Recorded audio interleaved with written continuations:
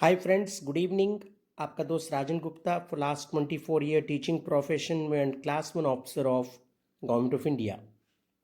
आज आपके साथ MEG 1 का बहुत इंपॉर्टेंट पोएम डिस्कस करूंगा, the ballad of Reading jail, GAOL। दोस्तों, बहुत ही इंपॉर्टेंट पोएम, ऑस्कर वाइल्ड ने इसको लिखा है। आप हमेशा की तरह रिक्वेस्ट पेन और कॉपी अपने साथ रखें, इंपॉर्टेंट डिटेल नोट करते चलें ताकि by the time I finish this video you are in a position to write the complete summary and any question being asked in your exam. तो दोस्तों, सबसे पहले इंपॉर्टेंट क्वेश्चन ले लीजिए इसका, बहुत ही interesting question. Give a critical analysis of the poem the ballad of Reading jail. इसी में how is it different from the rime of the ancient mariner written by Coleridge. दोस्तों, कई बार आप देखना आपके MEG 1 के अंदर क्वेश्चन को वो इस तरह से भी कंपोज करेगा कि वो एक साथ आपके सिलेबस MEG 1 की दो पोएम को लेगा, दोनों पोएम की समरी या दोनों पोएम का क्रिटिकल एप्रिसिएशन मांगेगा और बाद में आपसे कहेगा कंपेयर एंड कंट्रास्ट करो। ये बहुत इंपॉर्टेंट है। और कभी कभी हो सकता है कि वो MEG 1 से दोनों पोएम ना लेके एक पोएम आपकी बाहर से भी ले ले, और मैं आपको प्रॉमिस करता हूँ, मैं आपको लिख के देता हूँ कि यस, इस पोएम में अक्सर एक बाहर की पोएम को जोड़ के क्वेश्चन पूछा जाता है। तो दोस्तों, इस पोएम से पहले मैं जो दूसरी पोएम मैंने कही आपको, the rime of the ancient mariner, उसको लूँगा। वीडियो को बहुत छोटा रखूँगा, जल्दी से जल्दी पूरा करने की कोशिश करूँगा और बस आप थोड़ा सा नोट करते चलें।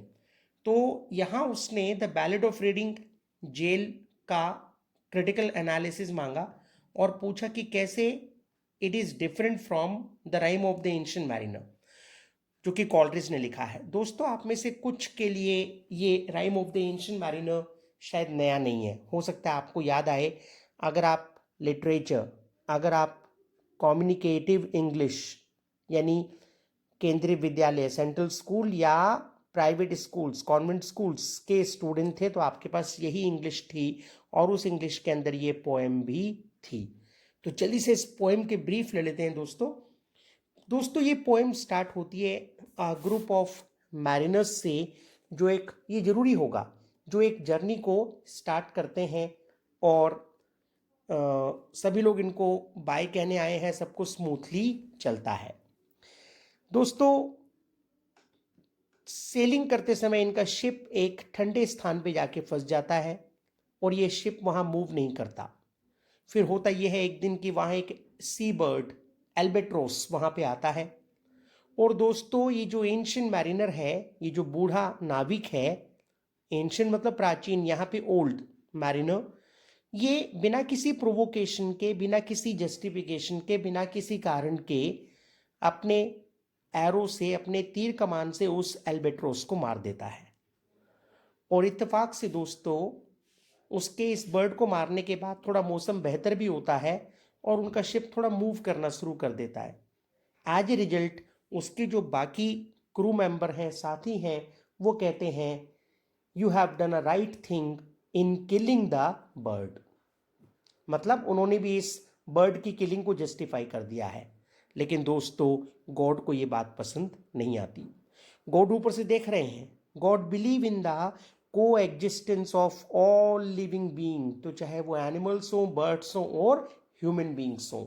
भगवान को इस लाइन से नाराजगी हो जाती है और भगवान इन सबको कर्स दे देते हैं, इनको पनिशमेंट देना शुरू कर देते हैं और इनका शिप एक बार फिर तेज हवा से, तेज विंड से चलना शुरू हो जाता है और इस बार ये ठंडी की जगह एक गर्म स्थान पे इनका शिप जाके स्टक हो जाता है, फंस जाता है।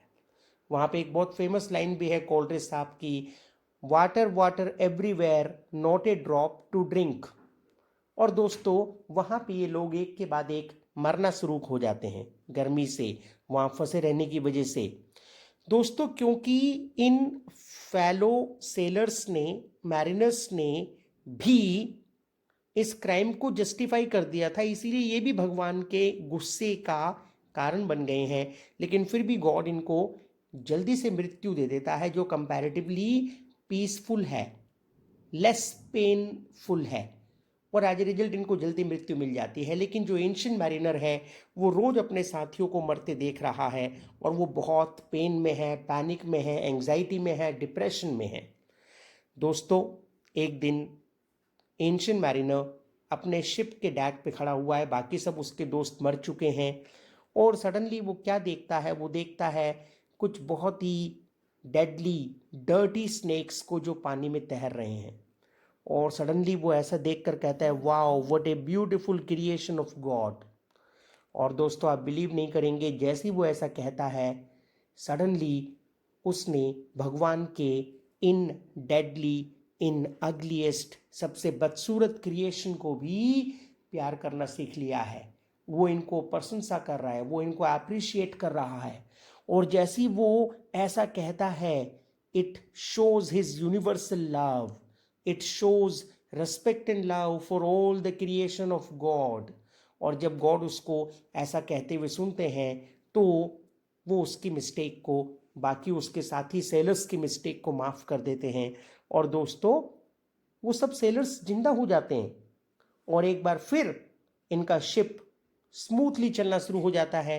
ये उस इलाके से निकल के अपने रास्ते से पहुंचकर आराम से अपने घर पहुंच जाते हैं और इस तरह से पोएम का हैप्पी एंड हो जाता है। हालांकि पोएम आगे भी है बट हमारे लिए रेलिवेंट इतनी ही है। दोस्तों, ध्यान से देखिएगा, इसमें आपकी एक साइकिल चल रही है। सबसे पहले क्या हुआ है, एंशिएंट मैरिनर ने एक मिस्टेक की है, मिस्टेक के चलते उसको पनिशमेंट मिली है गॉड से। उसके बाद पनिशमेंट के बाद ही रियलाइजेज हिज मिस्टेक। अब जैसे ही वो अपनी मिस्टेक को रियलाइज करता है तो गॉड से उसको फॉरगिवनेस मतलब माफी मिल जाती है। तो सबसे पहले गलती की पनिशमेंट, पनिशमेंट से रियलाइजेशन ऑफ मिस्टेक और मिस्टेक रियलाइज करने, कन्फेस करने, मानने के बाद गॉड का फॉरगिवनेस, गॉड की उसको माफी। दोस्तों, ये बहुत ही ब्यूटीफुल साइकिल जो हम देखते हैं, ये हमारी मेन MEG 1 की poem the ballad of Reading Gaol के अंदर पूरी नहीं होती है। आए देखें कैसे नहीं होती है। पहले पूरी समरी देखेंगे, फिर कंपेयर एंड कंट्रास्ट करेंगे। और दोस्तों, हम इसके 3 इंपॉर्टेंट स्टेंजा भी करेंगे। दोस्तों, वैसे तो ये पोएम जो है 109 स्टेंजा की है और हर लाइन में 6, हर स्टेंजा में 6 लाइन्स हैं, तो 654 लाइन्स बहुत लंबी है। लेकिन मैं आपके साथ 3 वो स्टेंजा करूंगा जो सबसे इंपॉर्टेंट हैं और जो अक्सर एग्जाम में पूछे जाते हैं। इस पोएम को हम जानते हैं लिखा है आयरिश पोएट ने, जिनका नाम है ऑस्कर वाइल्ड। 1854 में इनका बर्थ हुआ और 1900 में इनकी डेथ हुई। डेथ इनकी साहब डिप्रेशन की वजह से हुई, एंजाइटी की वजह से हुई। Ballad, ballad of Reading Gaol. तो बैलेड का मतलब होता है दोस्तों story told in the form of poem. अगर किसी पोएम के माध्यम से कहानी को सुनाया जाए तो वो बैलेड है। दोस्तों, इसमें ये जो पोएट हैं वो एक बार इनको जेल जाना पड़ा। क्यों जेल जाना पड़ा? एक्चुअली पोएट ऑस्कर वाइल्ड एक होमोसेक्सुअल थे और इनके रिलेशन, होमोसेक्सुअल रिलेशन इनके एक अमीर आदमी के बेटे के साथ में थे। क्योंकि वो अमीर आदमी इन्फ्लुएंशियल था तो उसने इसकी कंप्लेन की और इनको पूरे 2 साल की बामुशक्कत जेल, रिगरस पनिशमेंट मतलब कड़ी मेहनत के साथ पनिशमेंट की सज़ा मिली। अब दोस्तों, जब ये जेल में थे तो कई बार गुजरते समय ये एक आदमी से मिलते थे और इनको बाकी अपने फेलो क्रिमिनल से भी पता लगा, एक आदमी के बारे में जिसका नाम था चार्ल्स थॉमस वुल्डर्स। दोस्तों, ये मर्डर के आरोप में वहाँ था और इसको जल्दी ही वहाँ फांसी दी जानी थी। क्यों इसने मर्डर किया था, किसका किया था? तो दोस्तों, ये एक मिलिट्री सर्विस से था। क्योंकि मिलिट्री सर्विस इसको इसकी फैमिली से दूर रखती थी, वो अपनी वाइफ को समय नहीं दे पाता था, तो she was not happy with him और वो उसको छोड़ के चली गई। अब ये जो मिलिट्री मैन है, he comes back, he feels sad, उसकी वाइफ नहीं है, he feels angry also.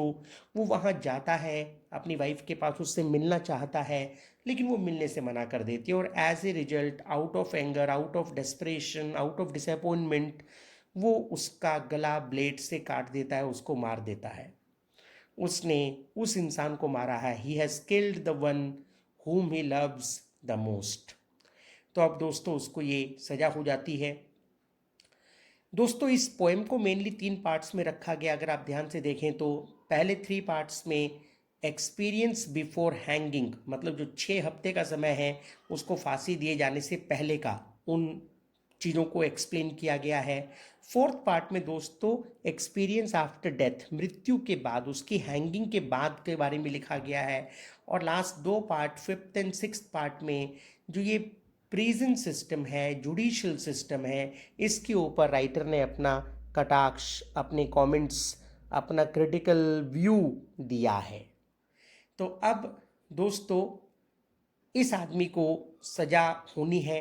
Ultimately day of punishment आता है। इस आदमी को सेल से बाहर निकाला जाता है। इसको जहाँ एग्जीक्यूट किया जाना है, एग्जीक्यूशन दिया जाना है, वहाँ लाया जाता है। एक जानवर की तरह इसके गले में फंदा डाला जाता है और इसको लटका दिया जाता है।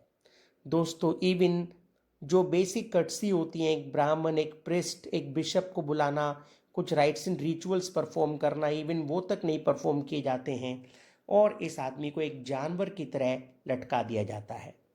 मरते समय ये बिल्कुल पीसफुल है, काम एंड कंपोज है और इसमें मिस्टेक का कहीं भी कोई रियलाइजेशन नहीं है।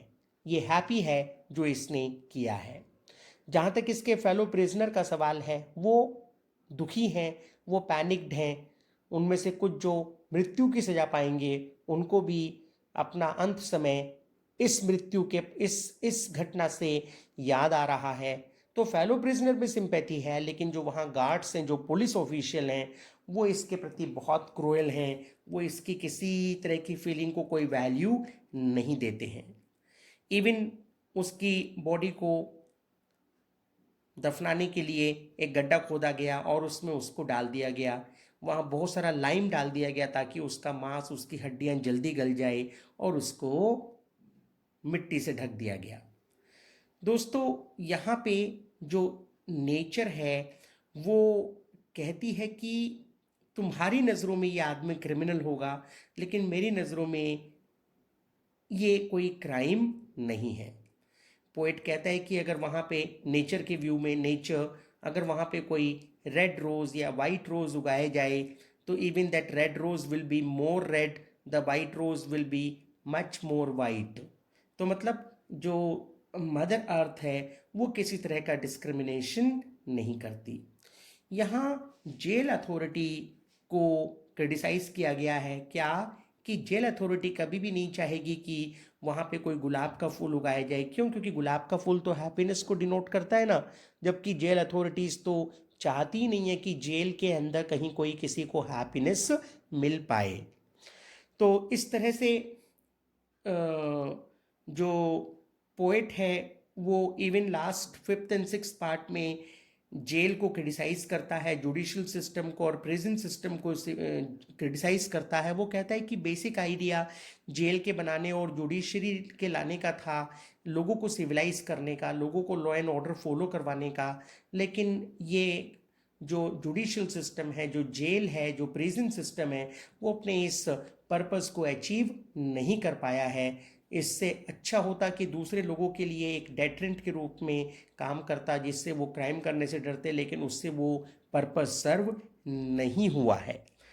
राइटर कहता है कि इसने लोगों को ब्लाइंड कर दिया है। लोग अब उस जेल के अंदर से सूरज को, चंदा यानी चंद्रमा को, मून को नहीं देख पाते, एंजॉय नहीं कर पाते। उनका ब्लर्ड विजन, उनका ब्लर्ड हो गया है और वो लाइफ में यहाँ रहते हुए बेहद ही अनहैप्पी होते हैं। तो दोस्तों इस तरह से ये पोएम खत्म हो जाती। अब आप आ जाए मेन इंपॉर्टेंट क्वेश्चन पे, जो मैंने कहा आपको, क्या give a critical analysis of the poem. तो ये आपका एनालिसिस मोर और लेस समरी से इंस्पायर्ड होकर आप लिख लेंगे। बट दूसरा इंपॉर्टेंट जो पार्ट है वो क्या है, compare it with rhyme of the ancient mariner. तो मैंने आपको क्या कहा था दोस्तों, rhyme of the ancient mariner के पास, आपके अंदर आपके पास एक साइकिल थी। क्या मैरिनर ने, एंशिएंट मैरिनर ने, बूढ़े नाविक ने, जो उस शिप पे था, एक बर्ड को मारा बिना उस बर्ड की किसी गलती या प्रोवोकेशन के, तो ये उसका क्राइम। उसके बाद भगवान से इनको पनिशमेंट मिली, ये हो गई पनिशमेंट। इसके बाद इसको अपनी गलती रियलाइज हुई, इसने सभी लिविंग बीइंग के को एग्जिस्टेंस को एक्सेप्ट किया और एज ए रिजल्ट भगवान ने इसको माफ भी कर दिया। तो दोस्तों ये चारों स्टेप यहाँ पूरे होते हैं। लेकिन अगर हम अपनी poem the ballad of Reading Gaol में आए तो देखें वहाँ भी इस आदमी से क्राइम हुआ है, क्राइम की उसको पनिशमेंट भी मिली है।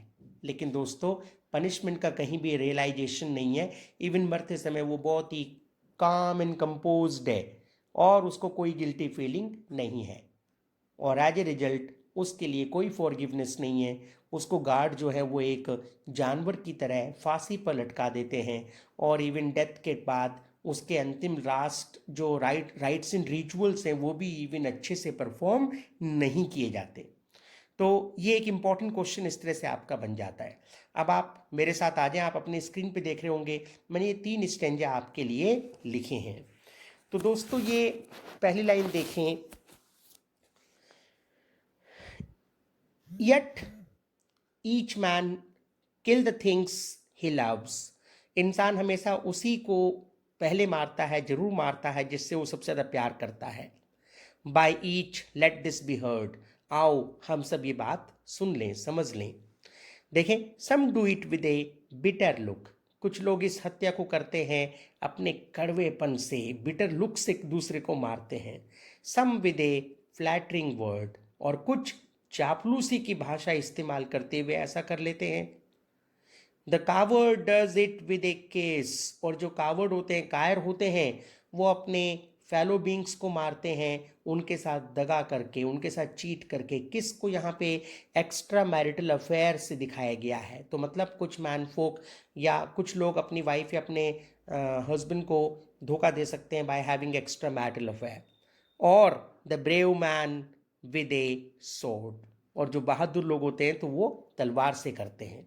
तो दोस्तों कहीं ना कहीं ऐसा नहीं है कि पोएट इस आदमी के क्राइम को कंडोन कर रहा है, माफ कर रहा है, लेकिन नहीं, वो कहता है कि एटलीस्ट ये वाला तरीका जो है वो बेहतर है, एटलीस्ट वो बोल्ड है, एटलीस्ट उसने किसी इलीगल तरीके को नहीं, इलिसिट तरीके को, अनलॉफुल या है ना सिंफुल तरीके को अप्लाई नहीं किया है।